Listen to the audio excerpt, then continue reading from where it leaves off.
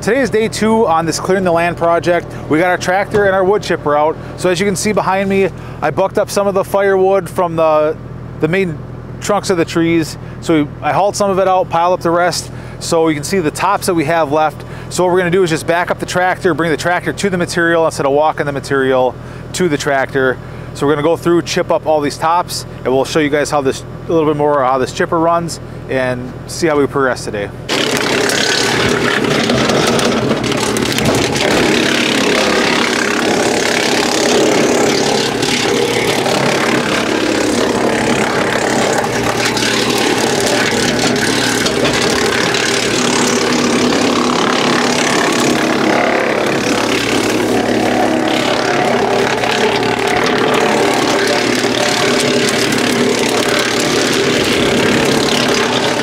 All right, we have our first tree gone. So as you can see, we had all the tops from this tree here is completely gone. And what we have left after using this chipper is this little pile of mulch here.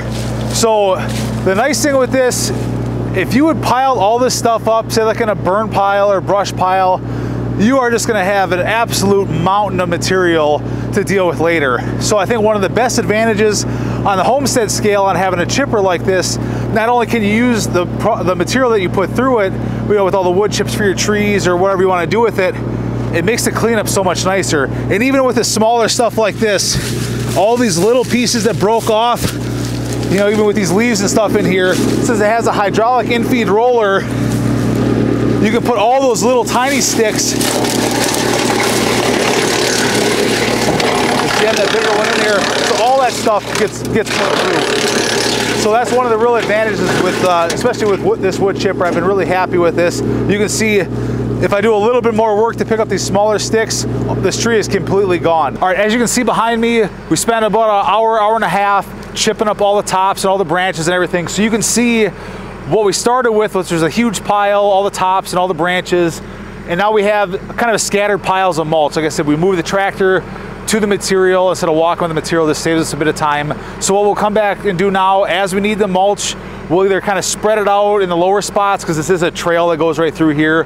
And if we need to use the material, we'll just put the bucket back on the tractor, scoop it up and move it where we need it for our trees that we're gonna plant. So we got all this done. We're gonna move down here. We're gonna start cutting all the smaller stuff and we're gonna chip it as we go. And so instead of making piles and double handling the material to save a little bit of time, we're gonna fire the tractor back up with the chipper. We'll cut all the material and feed it into the chipper as we're going. So if you guys like this video, please like and subscribe. This is the second part of this video. We're gonna have more coming up as the spring rolls around. We already have some of our trees ordered on what we're gonna plant through here, kind of build a little mini food forest type of thing we have going on now, I think is what we have planned.